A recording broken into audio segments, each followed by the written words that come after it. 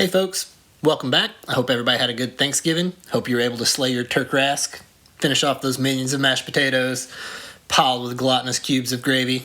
And while I was slaying this hero's feast, I've taken that time to revise the new 2024 Ranger, and these are the changes that I think will make this class shine and be on par with the rest of them. And that's what we're going over in this episode of Dragons and Dice. Welcome to Dragons and Dice.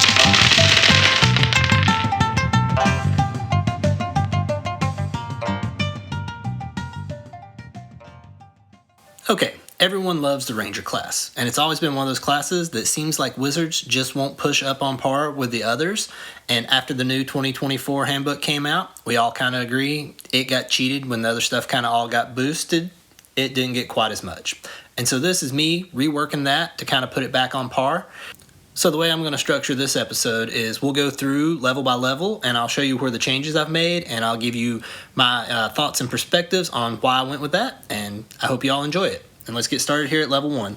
The old one, you always have the Hunter's Mark spell prepared, and you can cast it twice without expending a spell slot, and you get those uses back when you finish a long rest. That works fine for the changes I'm about to make in it, so we just left it the same. But what I've added in here is that you get a new feature called Nature's Friend. And my theory on this was I like the way they did the Cleric, where you kind of either go more frontline Martial, or if you stay more caster with the Thaumaturge line of the Cleric. And so I've done the same thing with this Ranger class, and that'll be the running theme throughout it all. You'll get to pick between being more of the Martial Ranger or being more of the woodsy spellcastery Ranger. So starting off at level 1, the Nature's Friend, you get to pick between these two options. And you get to be Champion of the Lands, and the Champion of the Lands gets a 3rd weapon mastery starting out. My theory on this, I really like the idea of Legolas style Rangers, where you can either be ranged or if you want to get in there, dual wield, because it's just one of the most iconic ideas for Rangers to be like, dagger and dirk, short sword and dagger, whatever you pick. And so for that to really be effective, they need the 3rd weapon mastery. And I also think that Rangers, being that they have a large amount of versatility in what they can do, can also benefit from this. I didn't give them any other weapon masteries throughout the rest of their class, but that's my first change, is you pick here, and if you pick Champion of the Lands, you get a 3rd weapon mastery. And the other one is, you can be the Keeper of the Lands. And my theory on this was you're more of the druidic, like staff-wielding, like walking through nature, but not quite like shapeshifter like druids are. And so with this one, when you take the Keeper of the Lands, you get the Druidcraft cantrip, and you also get the Chalet cantrip. And I just feel like someone who knows their way through the wilderness, this could be, you're the hermit with a big, staff that you can use as your weapon. I feel like Chalet works right in with that. And Druidcraft, it's a nice cantrip for just, utility, and fits right in with the Ranger feeling. At level 2 as a Ranger, you get your fighting style, and there's one that's unique to Rangers already, the Druidic Warrior.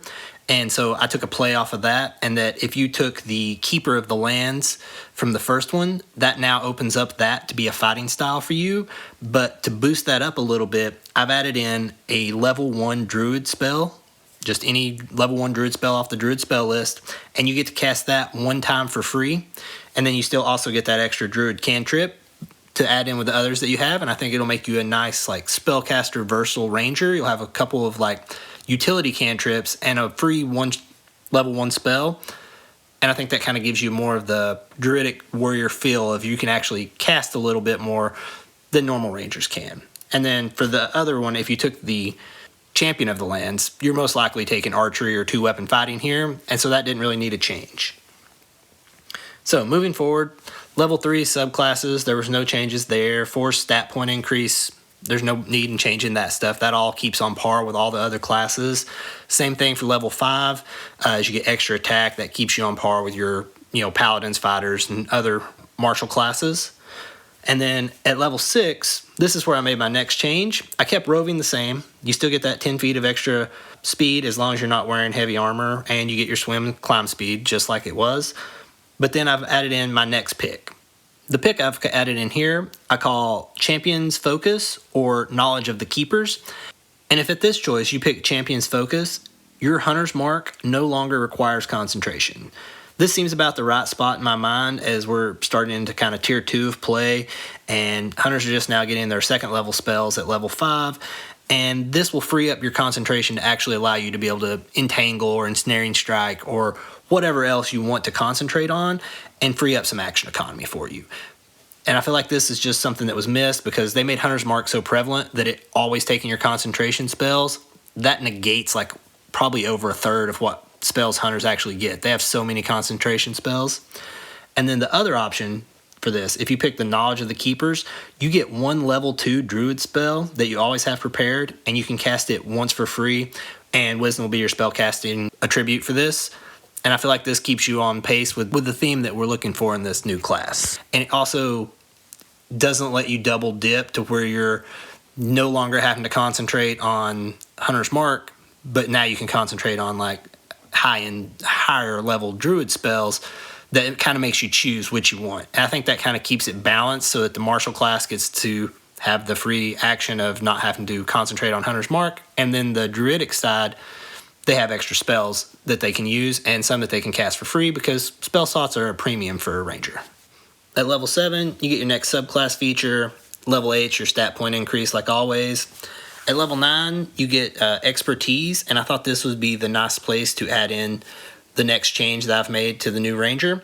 And with this, if you took Champion's Focus, you now get improved Champion's Focus, and you can move your Hunter's Mark with free action. So you no longer have to use a bonus action after your Hunter's Mark is gone to transfer it to a new creature that you want to attack. And then if you took Knowledge of the Keepers, now when you take a short rest, you get the 2 druidic spells that you got from Keeper of the Lands and Knowledge of the Keepers back once a day when you finish a short rest. So it's like a little evocation wizards gets their spells back on a short rest. You can do this once a day at a short rest, and I think that just fits right in with the theme we're going for. You're level 9, you're getting 2 extra spells, a first level and a second. It's not too overpowered, but it does make you feel like you're kind of keeping up with everyone else at this point in the game. Level 10 is your Tireless feature, and that lets you use a magic action to get some temp HP. Level 11 is a subclass feature, also not changed. 12 is stat point increase, and those will stay at every 4 levels for all the classes. And then at level 13, this one, with the changes we've made, is now kind of null and void. It used to be that taking damage couldn't break your concentration on Hunter's Mark, and so I've completely reworked this one. So the new level 13 I have is Champion of the Lands, and if you're on the Champion's path here, you can add the Vex Weapon Mastery to attack rolls, dexterity mods a day, and your Hunter's Mark becomes a D8. So it just gives you a little more versatility. You can double up, add Vex in, get some extra advantage on attacks, and your Hunter's Mark damage goes up a bit. Then if you're on the Keeper's path, now you can re-roll Constitution saving throws, Wisdom mods a day, but you have to keep the new roll. And you can also re-roll 1s on your spell attacks and on your healing spells. So just gives you a little bit of chance of keeping your concentration on your spells and adds a little bit of cheddar on top for your heals and for any time that you want to damage someone with a spell as a ranger. I think this will be pretty even for both paths that you've taken. If you're the champion, you're getting a little more damage and advantage a few more times throughout a fight. And then if you're on the druidic side of this, you now get a better chance at keeping your concentration on your better spells and the chance to, up your heals and spell damage by the reroll on the 1s every time. So I think it'll work out well, and then we'll keep going through the class. Level 14, you get Nature's Veil, left that one the same. 15 is another subclass, those are the same. 16 is the same. And then at 17, that's where we'll have our next choice that we have to make and next change that we've made. For the martial side of this, it's basically the same. You have advantage on attacks against creatures that your hunter marks are on. That's super OP and great. No need to change that. But if you went the other side and you're going down the path of the keepers here, that's not so great for you. So what I've added in here is you get 1 level 5 druid spell, and you can cast it 1 time for free. And this also comes in with your Knowledge of the Keepers, that when you get your druidic spells back on a short rest, you'll also get this spell back. So give you a nice big druid spell to add in. I mean, you're level 17. I don't feel like that's going to make or break the class, but it will make you feel a lot better about your choices to go down the caster path of the ranger. From there, we're going to move right on up Level 18, we didn't change anything. You get the 30 foot of blind sight. 19 is the epic boon. And then when we get to level 20, that's where we have to change the capstone, because I believe that Rangers may have gotten, no, there's no doubt, they got the worst capstone out of all the new material. And so what I've done here is, same theory, you get to pick, and you get to pick to add +4 to your Dex mod or to your Wisdom mod. And if you pick Dex, your Hunter's Mark goes up to 1d10, and if you pick Wisdom, your spell DC and spell attacks go up by 1. So I think that's a nice, not overpowered capstone. You're basically getting 2 extra damage, either way you look at it, on each side. Or you're also getting, the stat boost to your Wisdom for your saves and your Dex for your saves.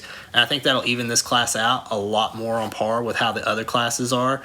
Some classes are getting +8 stat points here, or multiple abilities to fly and do all kinds of crazy stuff. And I think that this will balance the Ranger and make them on par with the rest of the classes that they've come out with.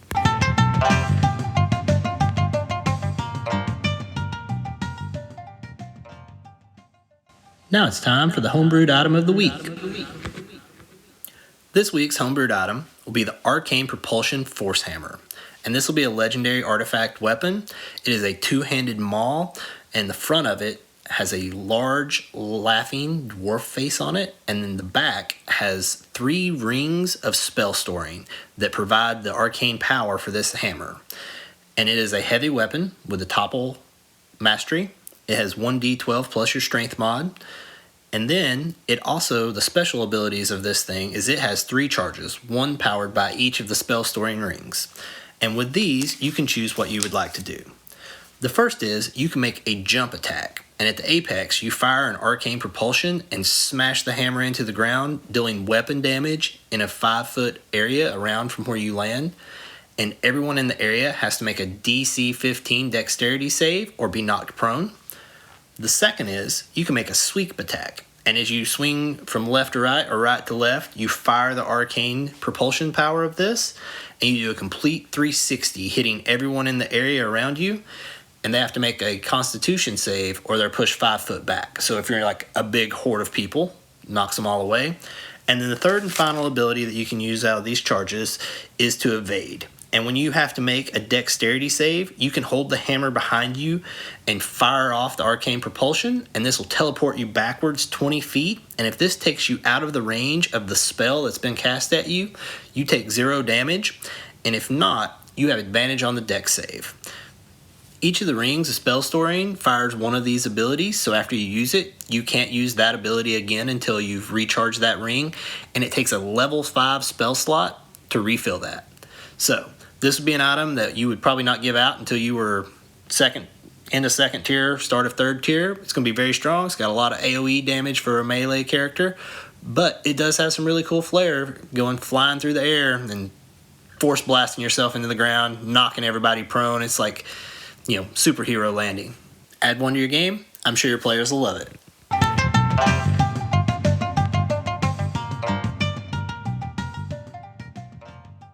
Okay, let's hop in, check out some of these subclasses.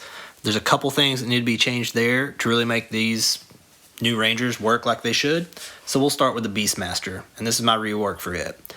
At level 3, you get the Primal Companion, and we'll leave everything about this the same except with one caveat, that if you have Hunter's Mark out and that target dies, when your beast attacks with your bonus action, it moves the Hunter's Marks for you after its attack.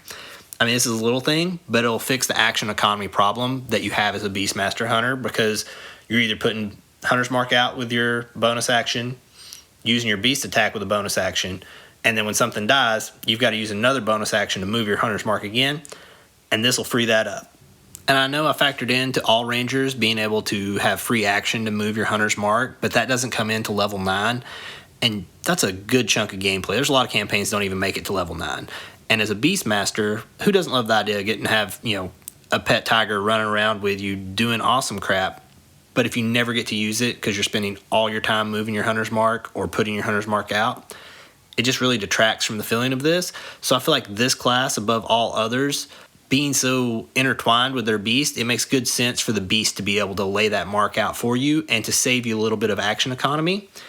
And that's the only change I made to this subclass. The rest of it will work great if you just add this in, and it's a really, simple fix, but it saves the action economy, and that's the name of the game. The next one, the Fey Wanderer, I really like this subclass. I think they did a really nice job on it.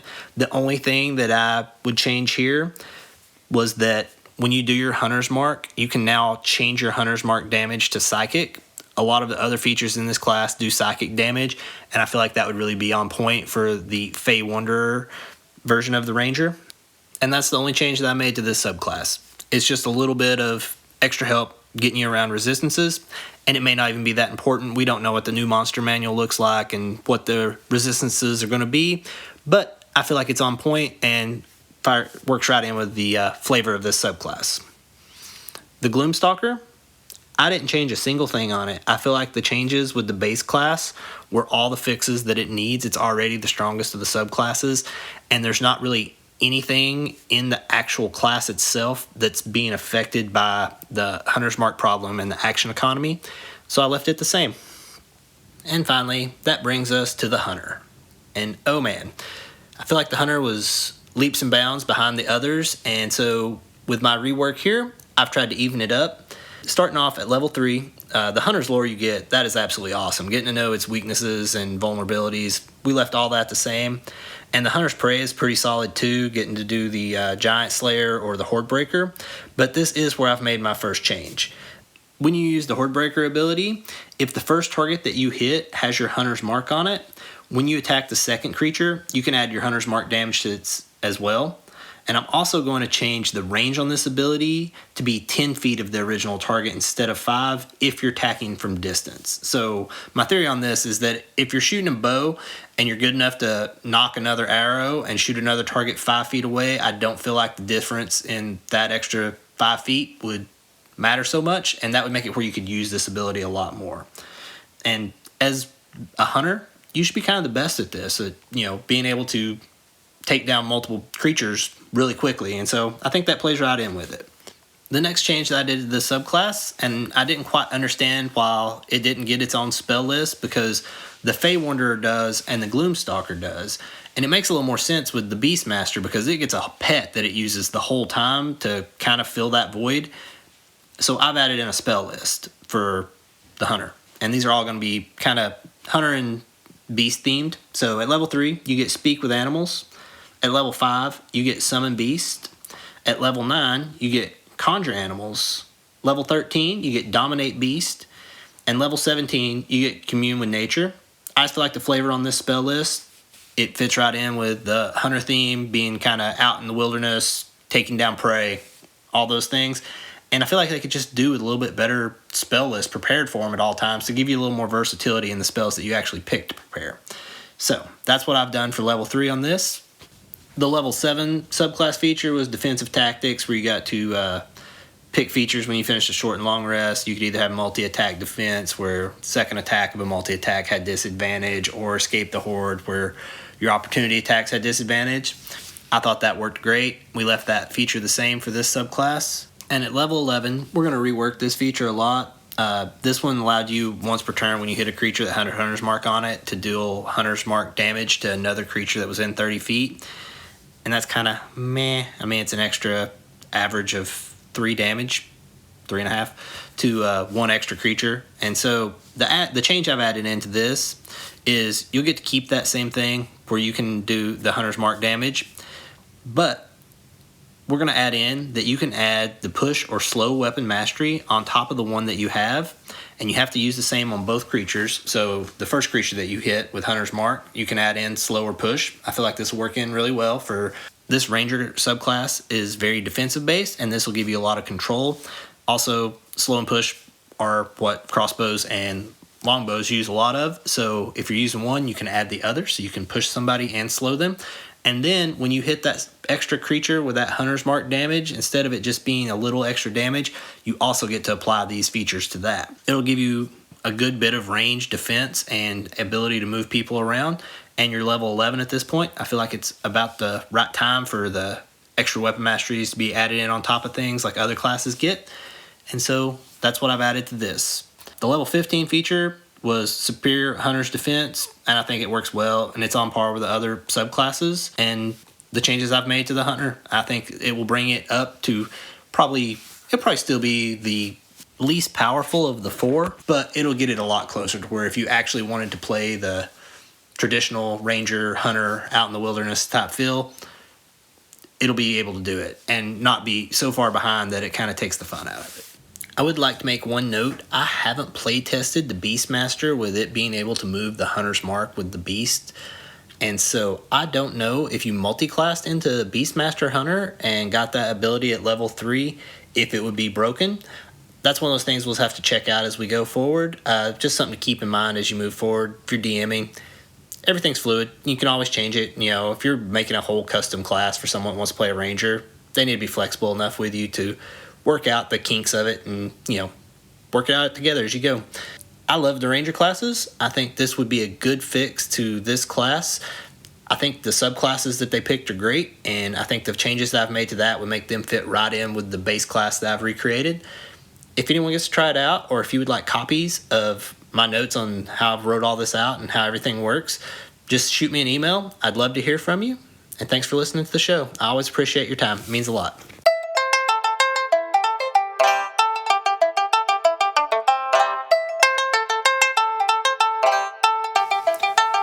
Well, folks, that's it for this episode of Dragons and Dice. Thanks for listening, and if you like what we're doing here, please like, subscribe, or leave a review. It really helps with exposure of a new show. So until next time, may your D20s roll high, and may your DMs be kind.